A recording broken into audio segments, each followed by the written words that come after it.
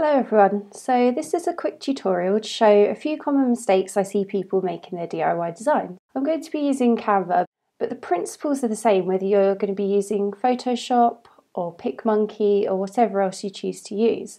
Okay, so the first thing is about margins, and if you don't know what that means, it's basically about having a gap around your design. There's a margin here, there's nothing here.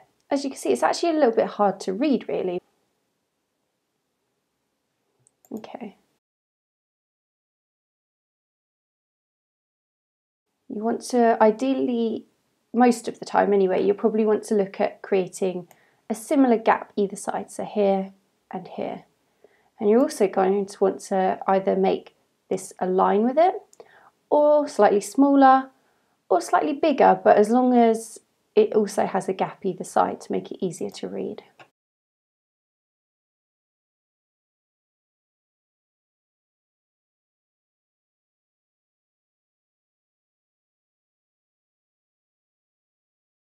Okay, I think you can hopefully see that's looking a little bit more balanced than that previous design. Next thing I'm going to show is about line spacing. As you can see here, the text is really scrunched up, which makes it so hard to read. On Canva, there's an option here for text spacing, and you can just adjust the line height to something that's a little bit more readable. So even here, you can look closely, and it's nearly touching, so that's still not quite there really. I would say something like that is a little bit better. Obviously the text has gone massive now, so let's bring it back to a smaller size. Okay, and another thing, fancy fonts. There's a general rule in design to use maximum 3 fonts within a document, so you might have one as your main header, different one as a subheading, and different for the body text. Here I'm using 4, and it just looks a bit messy. So let's have a little go at neatening this up a little bit.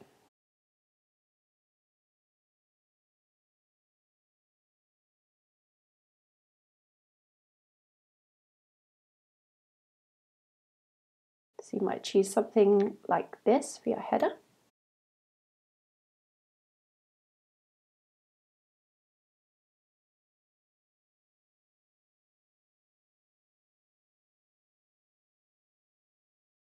The good thing about Canva is you can actually see here as well, it helps you align everything, which is another thing to watch out for.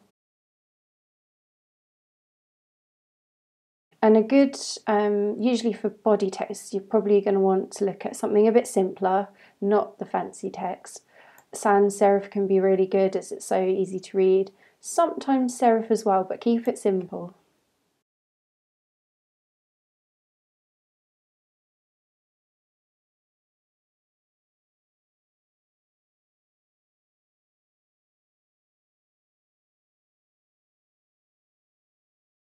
So let's try something else.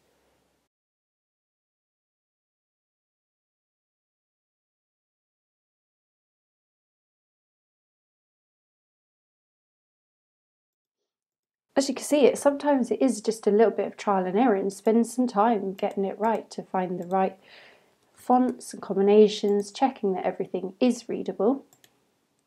Okay, so I'm then going to match, to keep with the 3 font rule, match the body text in. I'm going to try this lighter one.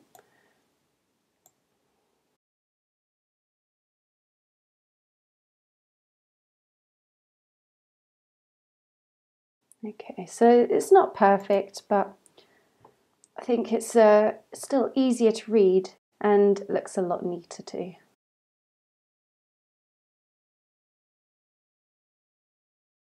The key thing with design is it has to be readable and legible, however beautiful and pretty it is, which is important too, but that's really hard to read, like a light text on a light background.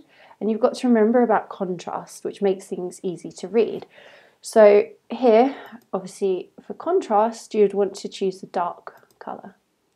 You could go with black or a dark blue or whatever colour, but it has to have good contrast to be legible.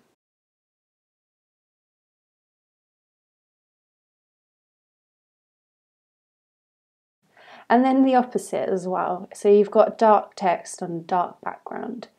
Again, it makes it harder to read, and if you're trying to get your message across, you want things to be readable. Let's try a light one, and I've gone for a slightly off-white pinky colour here.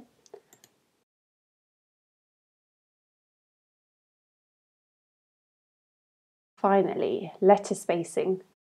As with the line height that we talked about earlier, letter spacing is really important to make sure things are quite easy to read through your text. Here, it's really tight together. In Canva, you can just click here and text spacing, which is where we found the line height too. You don't want it spaced out too much, like this example, or too tight here. Just try and find a good balance. Now, if you are using something like Photoshop, you can get actually even more specific.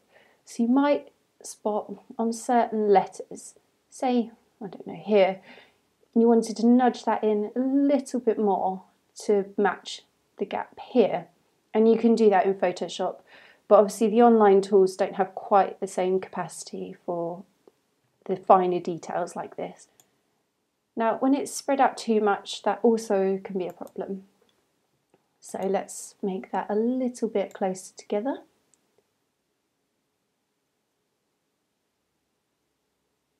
It just makes it less disjointed, really. There you go, let's have a look. And the final example here.